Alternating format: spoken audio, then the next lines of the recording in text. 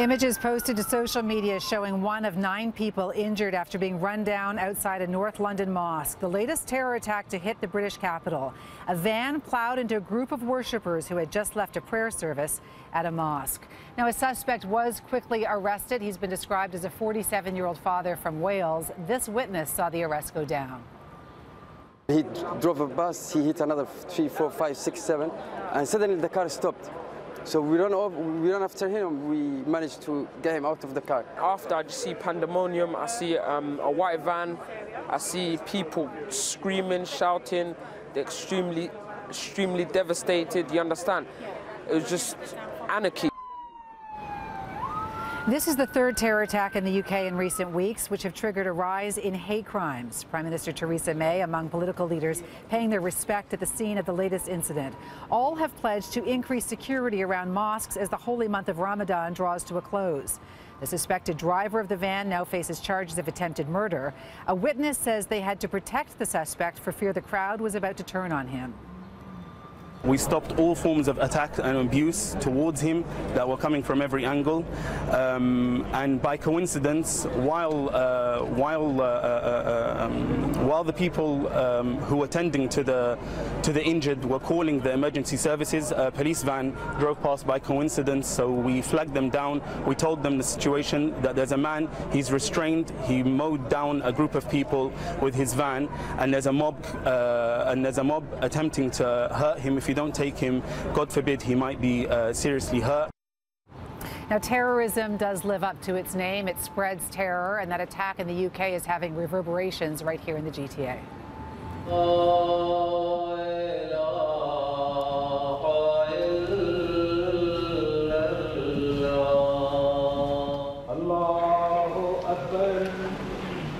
May Allah bring stability to the world and alleviate the suffering of those afflicted by this tragedy. Muslims gather in Vaughan to pray for peace. It's a very sacred part of the year for Muslims. We are going through month of Ramadan, which is month of fasting.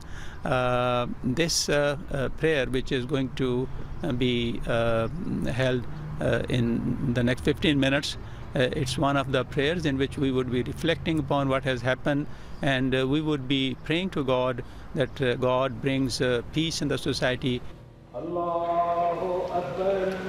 The special prayer follows the terror attack against a mosque in London, with eerie similarities to a crime much closer to home. We are concerned because this ideology of taking law into own hands and to react violently is something which is spreading like wildfire, and it has already happened in Canada. A few weeks ago, there was an attack on a mosque in Quebec City.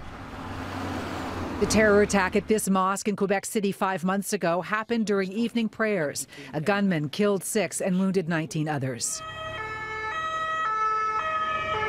Shortly after the terror attack in Paris, arson destroyed the only mosque in Peterborough. StatsCan says the number of hate crimes against Muslims is on the rise. About the perpetrators of that hate, this sociologist who specializes in hate crimes says this. Some of them feel that the government isn't doing enough to address the challenge of terrorism, and they want to take matters into their own hands.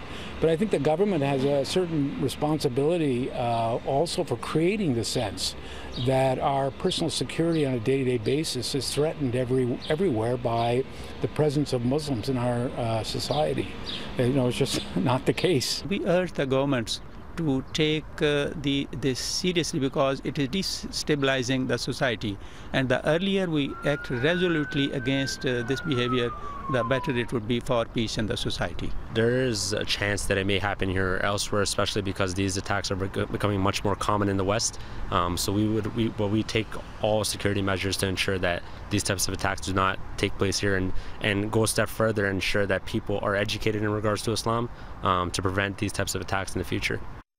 After the attack against the mosque in Quebec City back in January, security was beefed up right across North America.